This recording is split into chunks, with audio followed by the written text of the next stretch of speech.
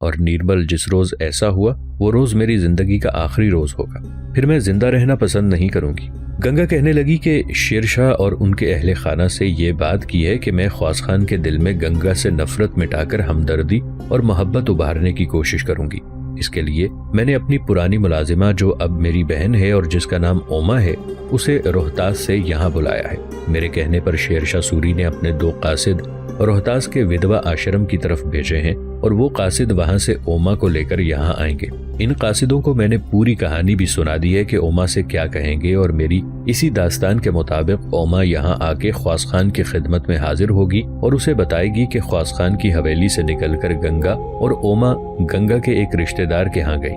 وہاں کچھ بدماشوں نے گنگا کو تنگ کرنا شروع کر دیا اور وہ بدماش گنگا کے جاننے والے اور دور کے رشتہ دار تھے۔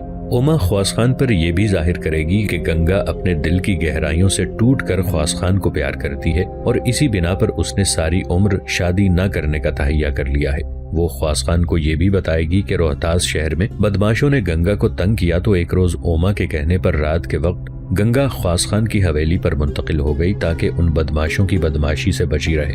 خواص خان کو یہ بھی بتائے گی کہ گنگا نے عہد کر رکھا ہے کہ یا تو خواص خان کی محبت حاصل کر کے رہے گی یا اپنی جان دے دے گی۔ اس طرح کی اور بہت سی باتیں بھی اوما خواص خان کے سامنے کہے گی، اور مجھے امید ہے کہ روہتاس سے اوما پہلے میرے پاس آئے گی، میں اسے سب کچھ سمجھاؤں گی، اس کے بعد وہ گاہے گاہے خواص خان سے مل کر گنگا سے متعلق اس کے خیالات بدلنے کی کوشش کرے گی۔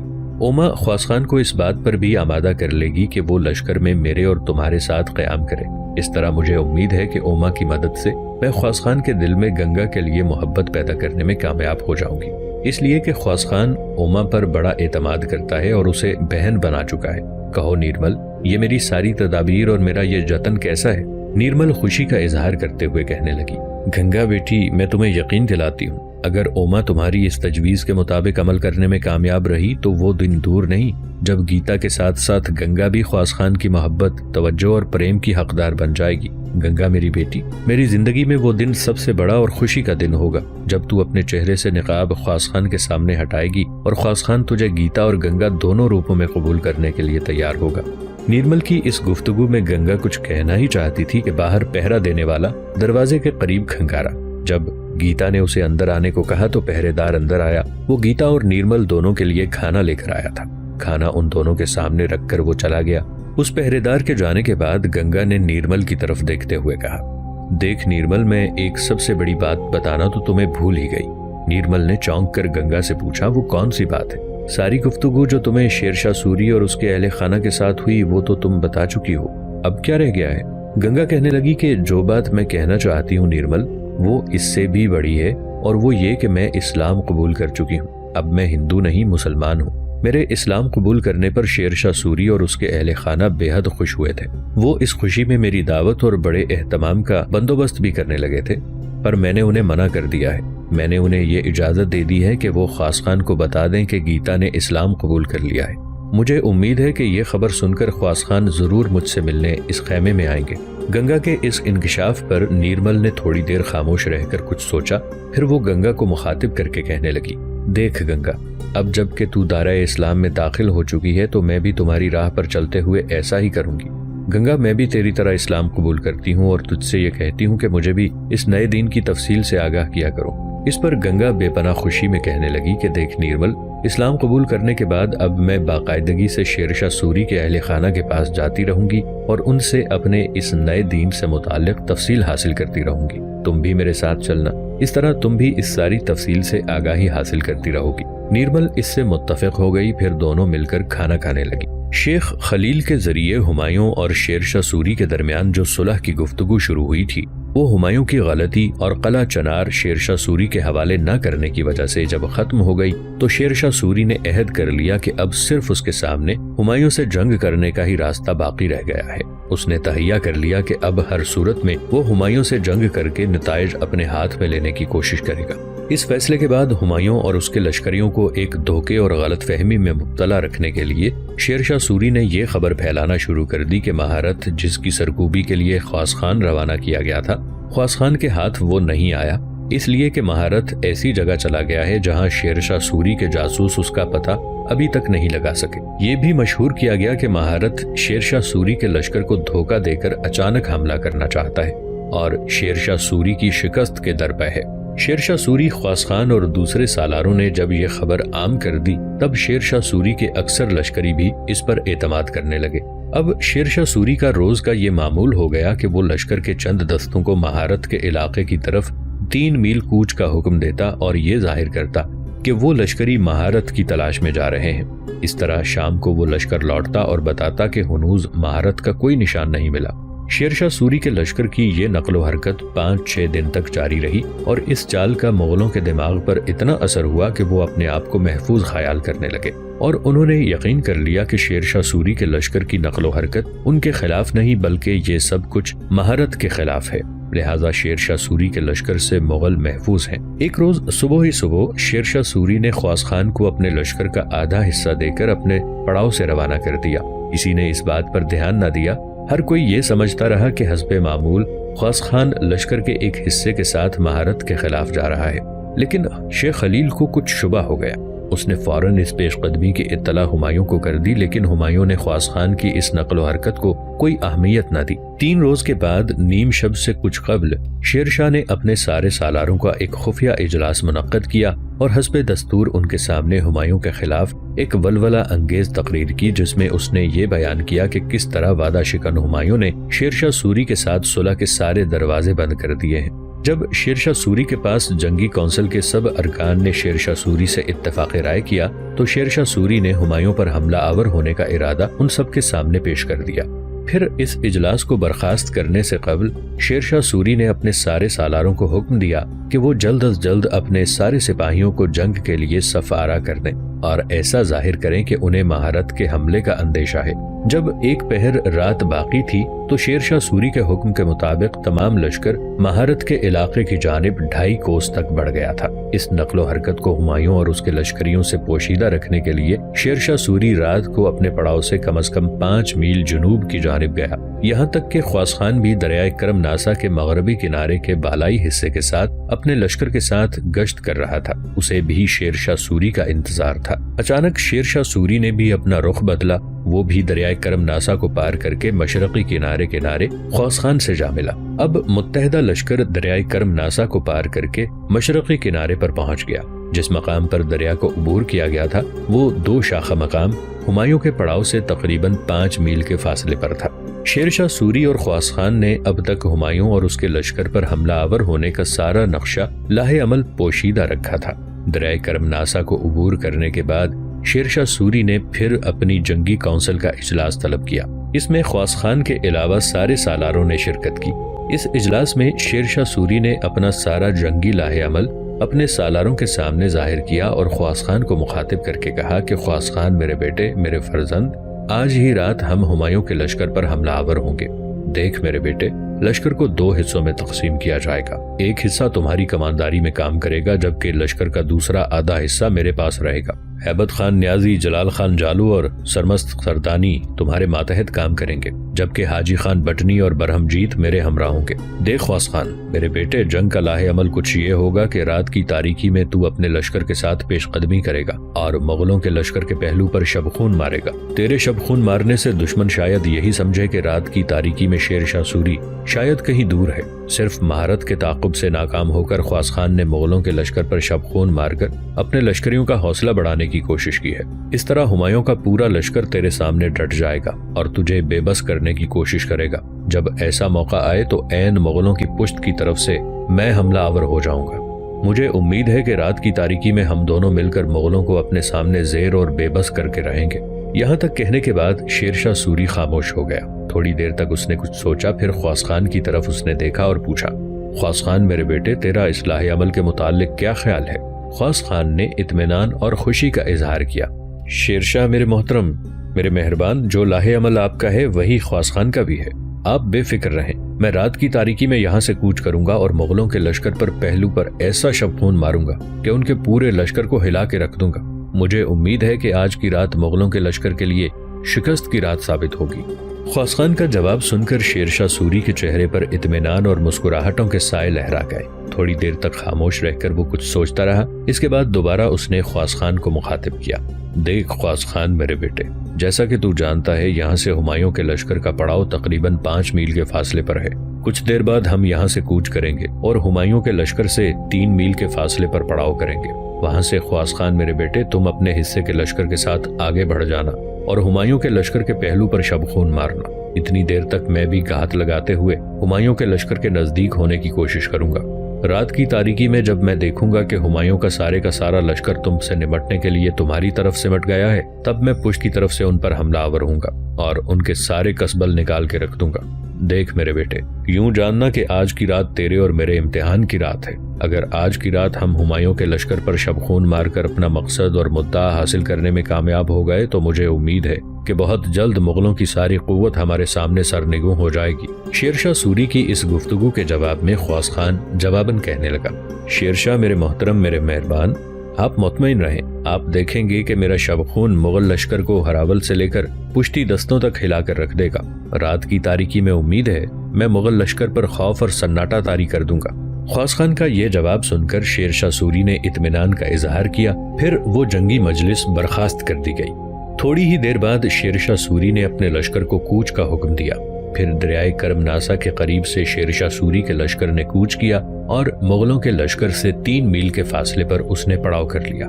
ساری نقل و حرکت سے پہلے شیر شاہ سوری نے دریا تک اپنے مخبر اور جاسوس پھیلا دیے، اپنے لشکر کے ارد گرد 5-6 میل دور تک انہیں پھیلایا اور انہیں حکم دیا کہ جہاں کہیں بھی وہ مغلوں کے جاسوس یا کسی بھی مخبر کو دیکھیں اسے فی الفور قتل کر دیں تاکہ اس کی پیش قدمی، اس کے شب خون کی خبر مغلوں کا نہ ہونے پائے۔ شیر شاہ سوری کے جاسوسوں اور مخبروں نے اپنا بہترین کردار ادا کیا، لہٰذا جس وقت شیر شاہ سوری نے مغلوں کے لشکر سے صرف 3 میل کے فاصلے پر پڑاؤ کیا، اس وقت تک مغلوں کو شیر شاہ سوری اور خواص خان کی نقل و حرکت کی کوئی اطلاع نہ تھی۔ اس کے بعد خواص خان اپنے لشکر کے ساتھ رات کی تاریکی میں موجۂ گمنام، نا آشنا بشارتوں اور اداس لمحوں کی اندیکھی کہانیوں کی طرح آگے بڑھا۔ سینہ ارض پر چھائے سناٹے میں وہ مشرق سے جھانکتی روشنی کی طرح ہمایوں کے لشکر کے قریب گیا، پھر اس نے ہمایوں کے لشکر کے پہلو پر چیختی جھاگ، اگلتی مچلتی ان لہروں کی طرح حملہ کر دیا جن کی تقدیر سفر پر مد و جزر ہو۔ رات کی تاریکی میں خواص خان نے ہمایوں کے پہلو پر اس زور سے شب خون مارا تھا کہ اس کے پہلے ہی حملے سے ہمایوں کے سامنے آنے والے لشکری تمیز نار و نور اور جنگ کی ساری بافندگی خاموش کر بیٹھے تھے۔ خواص خان نے رات کی تاریکی میں اپنے سامنے آنے والے ہمایوں کے لشکر کی اگلی صفوں کو یکسر کچل دیا۔ اپنے سامنے آنے والے ہمایوں کے لشکر سے اس نے عنان قوت اظہار چھینا اور اسے گردش بے سود میں تبدیل کر دیا۔ ہمایوں کے لشکر کے اس حصے کی اگلی صفوں کی زندگی کے نشیب و فراز میں گرانے اور اپنے سامنے آنے والی ہر شے کے اسم کو خون میں اتارنے کے بعد وہ ہمایوں کے لشکر میں اندر تک گھسنے کی کوشش کرنے لگا۔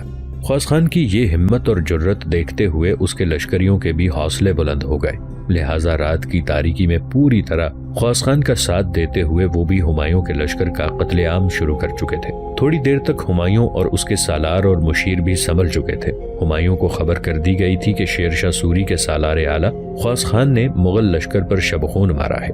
یہ خبر ملتے ہی ہمایوں خود بھی مسلح ہو کر خواص خان کے مقابلے میں آیا اور اپنے سارے سالاروں کو اس نے حکم دیا کہ اپنے اپنے لشکر کے ساتھ وہ خواص خان کے سامنے آئیں اور اسے گھیر کر زندہ یا مردہ گرفتار کرنے کی کوشش کریں۔ ہمایوں کا یہ حکم ملتے ہی اس کے سارے سالار حرکت میں آئے۔ اپنے اپنے لشکر کے حصے کو لے کر وہ پوری طرح خواص خان پر ٹوٹ پڑے۔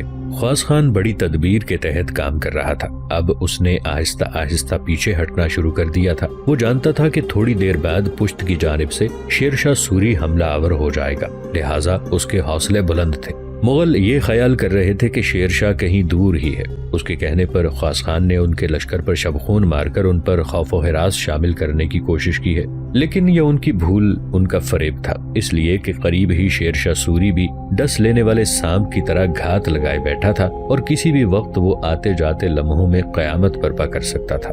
تھوڑی دیر بعد جب ہمایوں کے لشکری یہ خیال کر رہے تھے کہ اب وہ پوری طرح حملہ آور ہونے والے خواص خان پر چھانے لگے ہیں، تو رات کی تاریکی میں چوسا سے باہر میدان جنگ میں ایک خونی انقلاب رونما ہوا۔ شیر شاہ سوری گلیوں اور گھروں میں چپ چاپ سرسراتی ہوا خوف کے خونی گوشوں، شہر کی آوارہ گرد خاموشیوں کی طرح آگے بڑھتا ہوا ہمایوں کے لشکر کی پشت کی طرف آیا۔ پھر پشت کی طرف سے اس نے وقت کے بدلتے انداز میں سرسراتی موت، شام سے آخر شب تک سورج کے خلاف سازشیں کرتی تاریکیوں کی طرح حملہ کر دیا۔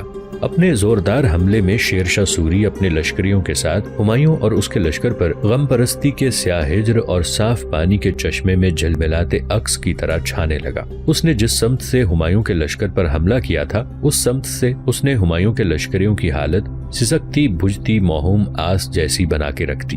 دوسری جانب سے شیر شاہ سوری کے حملہ آور ہونے کے باعث اب ہمایوں کے لشکر میں واقعی ایک طرح کی ابتری برپا ہوئی تھی۔ تھوڑی دیر تک پہلے ہمایوں اور اس کے سالار اپنے پورے لشکر کے ساتھ خواص خان کو گھیر کر اس کا خاتمہ کرنے کے درپے تھے، لیکن جس وقت پشت کی جانب سے کسی خونخوار درندے اور ڈس لینے والے سانپ کی طرح شیر شاہ سوری نے حملہ کیا، تب مغلوں کے اوسان خطا ہو گئے۔ انہوں نے خواص خان کو گھیرنے کی ساری تدبیریں ترک کر دیں۔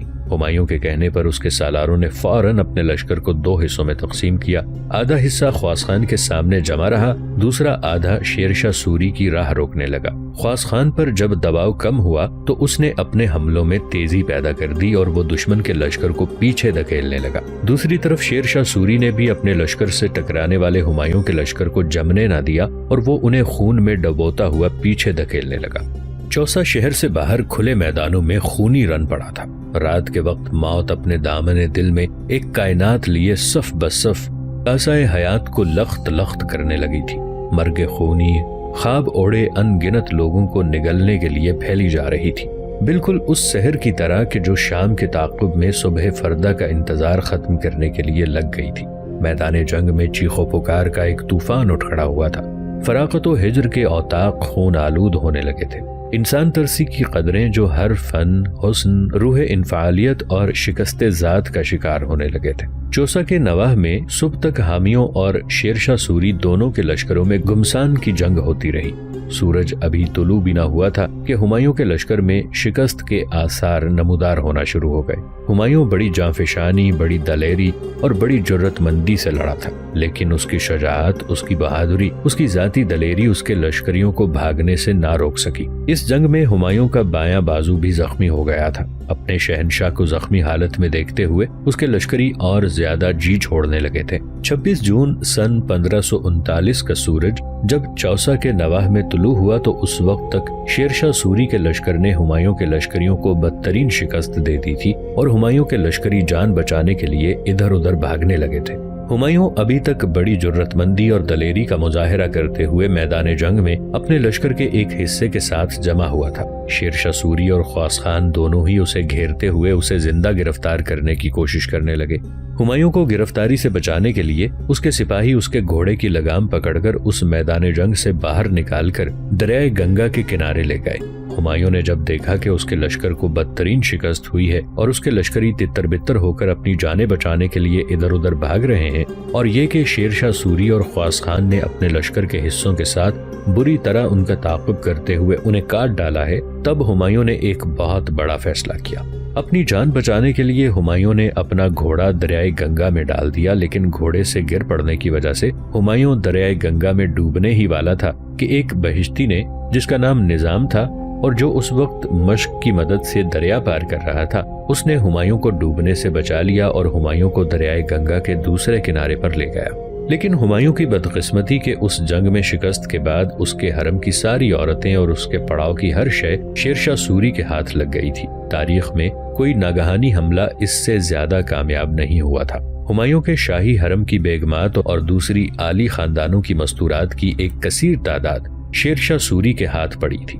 اس جنگ میں شیر شاہ سوری اور خواص خان کے ہاتھوں ہمایوں کے ہزاروں لشکری تہہ تیغ ہو گئے اور ہزاروں ہی دریائے گنگا میں ڈوب مرے۔ شیر شاہ سوری نے ہمایوں اور اس کے سالاروں اور مشیروں کی بیگمات اور بچوں کے ساتھ جو اس کے تصرف میں آ گئے تھے بہت ہی شائستہ اور مہذبانہ سلوک کیا۔ शहनशाह हुमायूं की मलिका जिसका नाम हाजी बेगम था और दूसरे सरदारों की बेगमात शेरशाह सूरी के सामने आईं तो शेरशाह सूरी उनकी ताजीम, उनकी इज्जत करते हुए अपने घोड़े से कूद पड़ा, उन्हें तसल्ली और तशफ़ी दी और हर तरीके से उनकी इज्जत अफजाई की। शेरशाह सूरी ने अपने लश्कर के मनाद को बुलाकर हुक्म दिया कि तमाम लश्कर में ऐलान कर दिया जाए कि कोई भी लश्करी किसी मुगल औरत और बच्चे को कैदी न बनाए, बल्कि उन सबको उस खैमागाह में पहुंचा दिया जाए जिसका उनके लिए इंतजाम किया जा रहा है। इसके साथ ही शेरशाह सूरी ने अपने लश्कर के एक तरफ एक खैमागाह का इंतजाम किया। फिर हुमायूं के हरम के अलावा हुमायूं के लश्कर की जिस कदर औरतें कैद होकर शेरशाह सूरी के पास आई थीं, उन सबको इज्जत और एहतराम के साथ उस खैमागाह में मुंतकिल कर दिया। चौसा की लड़ाई में शेरशाह सूरी के हाथों हुमायूं की शिकस्त ने मुगलिया सल्तनत पर वही असर डाला जो सूरजगढ़ की लड़ाई का बंगाल की रियासत पर हुआ था।